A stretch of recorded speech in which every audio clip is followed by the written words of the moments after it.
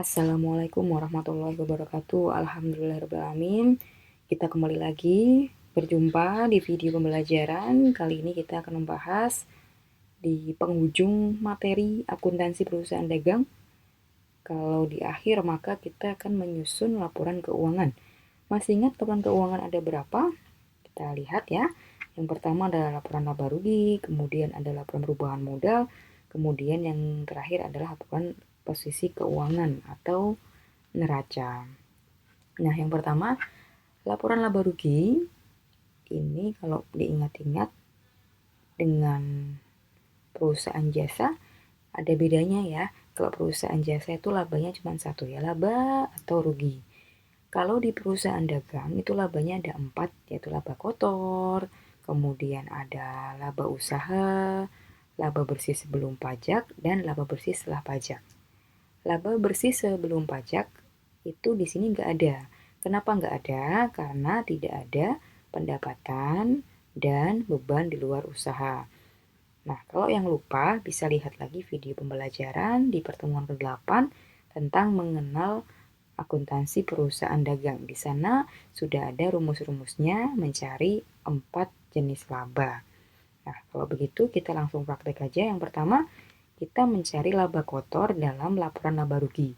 Laba kotor diperoleh dari penjualan bersih dikurangi harga pokok penjualan. Penjualan bersih itu diperoleh dari penjualan dikurangi retur penjualan dikurangi potongan penjualan. Karena di sini di kertas kerja di soal ini tidak ada retur penjualan, betul ya? Nah, ini nggak ada tidak ada potongan penjualan, maka ya tidak usah dicari lagi. Yang ada saja dipakai. Karena yang ada cuma 2, penjualan dan retur penjualan, maka yang dipakai itu 303.240.000 dikurangi 3.240.000, maka hasilnya adalah 300 juta. Itu penjualan bersihnya. Kemudian setelah ketemu penjualan bersih, maka dikurangi HPP. HPP itu rumusnya masih ingat? Kalau lupa, saya ulangi lagi, kita review lagi. HPP diperoleh dari persediaan barang dagang awal ditambah pembelian bersih dikurangi persediaan barang dagang akhir. Nah, kalau yang persediaan barang dagang awal dan akhir itu sudah ada di data, di kertas kerja sudah ada. Lihatnya di neraca saldo setelah disesuaikan, ya di sini sudah ada. Kalau begitu, kita tinggal mencari pembelian bersih. Pembelian bersih itu diperoleh dari pembelian ditambah beban angkut pembelian dikurangi retur pembelian dan potongan pembelian. Nah, ini kita tambahkan dulu pembelian dan beban angkut pembelian. Pembelian ini 163.920.000 ditambah 2.880.000 sama dengan 166.800.000. Kemudian yang retur pembelian ditambah potongan pembelian itu 1.260.000 ditambah 3.140.000. Ini diperolehlah ini 4.400.000. Ini dikurangi ini ya, ini dikurangi ini.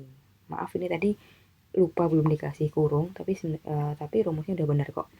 Ini dikurangi ini sama dengan pembelian bersih ya, pembelian bersih. Nah, di situ. Kalau sudah, untuk mencari HPP tadi apa? Persediaan barang dagang awal ditambah pembelian bersih dikurangi persediaan barang dagang akhir. Maka diperolehlah HPP-nya sebesar 157.480.000 rupiah. Jadi ini 300 juta dikurangi 157.480.000 rupiah sama dengan 142.520.000 rupiah. Nah, ini diperoleh laba kotor sebesar ini. Lalu kalau sudah menemukan laba kotor, maka dikurangi beban-beban yang ada. Nah, beban-beban yang ada ini tinggal dilihat aja di kertas kerja. Ada apa saja di sini? Nah, kita nyarinya aja di laba rugi. Nih, banyak sekali kan? Yang ada kata-kata beban tinggal disalin. Dikopas aja, diperoleh ini. kalau sudah, yang ini kan di total, dijumlahkan, diperolehlah Rp91.720.000. Itulah total beban-beban. Total beban yang ada di data kertas kerja. Kalau sudah, tinggal yang tadi laba kotor dikurangi total beban. Nah, di sini saya tulis aja total beban. Maka diperolehlah laba usaha. Laba usahanya sebesar Rp50.800.000. Lalu di sana ada beban pajak penghasilan. Jadi ini beban-beban ini kecuali beban pajak, karena beban pajak ada di bawah laba usaha.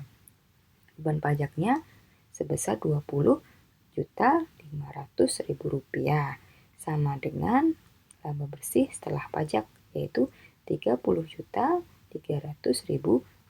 Ini harus sama dengan olahan yang ada di kertas kerja. Oke, udah sama. Kalau udah sama ya berarti benar. Coba kita lihat juga di HPP. Oh, juga udah sama, ya sudah. Berarti udah sama, labanya Rp30.300.000. Itu untuk laporan laba rugi. Nah, sekarang yang kedua adalah laporan perubahan modal. Masih ingat bagaimana cara menghitung modal akhir? Nah, ini kan tujuannya laporan perubahan modal untuk mengetahui modal akhir. Modal akhir diperoleh dari modal awal ditambah laba dikurangi preferred. Itu kalau laba. Kalau rugi, modal awal dikurangi rugi dikurangi preferred. Itu ya. Nah, kita langsung hitung modal awal. Modal awalnya 86.060.000 diperoleh dari sini. Mana modalnya ya? Modalnya nih berapa? 86.060.000. Dituliskan di sini. Kemudian labanya diperoleh dari mana? Dari sini. Makanya harus urut dulu. Laporan laba rugi dulu, baru perubahan modal. Karena urutannya di situ. Dipakai di sini. Kemudian prefernya berapa ya? 30.400 ya. 30.400.000 rupiah. Nah, di sini. Ini laba dikurangi prefer. Hasilnya minus 100.000. Minus karena lebih besar labanya daripada prefer. Modal akhir diperoleh dari modal awal dikurangi modal yang minus tadi. Dapatlah 85.960.000. Nah, modal akhir ini nanti dipakai di laporan posisi keuangan. Tuh, ya kan? Sama kan? Yang di sini? Nah, sama. Untuk yang laporan posisi keuangan, itu rumusnya adalah aktiva sama dengan pasiva. Nah, hartanya apa saja di sini? Harta itu udah sampai yang baris ke-13. Nah, ini dari 1640 di copy. Ini tetap positif, yang ini negatif.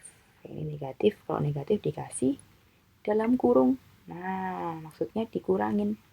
Maka diperoleh yang nggak ada kurungnya ditambah, yang ada kurungnya dikurang. Maka hasilnya total aktiva 97.380.000. Kemudian pasiva. Kalau pasiva itu rumusnya adalah utang dan modal. Utang dan modal. Pasiva terdiri dari utang dan modal. Utangnya apa saja? Kita lihat lagi utangnya di sini. Oh, di sini ada utang usaha sama utang PPh. Kemudian yang di bawah jangan lupa. Oh, ini juga ada. Tinggal disalin, masukkan ke sini. Terus modalnya 85.960 dapatnya dari sini. Terus total pasiva 97.380.000. Nah, kalau benar jika total aktiva sama dengan total pasiva. Kalau tidak sama, berarti cek lagi, pasti ada yang kurang teliti. Bisa jadi biasanya kalau yang kurang teliti, yang akumulasi ini dalam bentuk yang positif. Harusnya untuk akumulasi itu negatif. Itu salah satu contoh yang pengerjaannya kurang teliti. Oke, itu dulu ya. Nanti dicoba untuk soal-soal yang kemarin dikerjakan, dibuat laporan keuangan. Dari mulai laporan laba rugi, kemudian laporan perubahan modal, hingga yang terakhir adalah laporan posisi keuangan. Dikerjakan yang teliti, hati-hati. Gitu dulu, terima kasih sudah mengikuti video pembelajaran akuntansi perusahaan dagang dari awal sampai akhir. Nanti kita ketemu lagi di video pembelajaran selanjutnya. Kita bahas soal-soal lebih banyak lagi.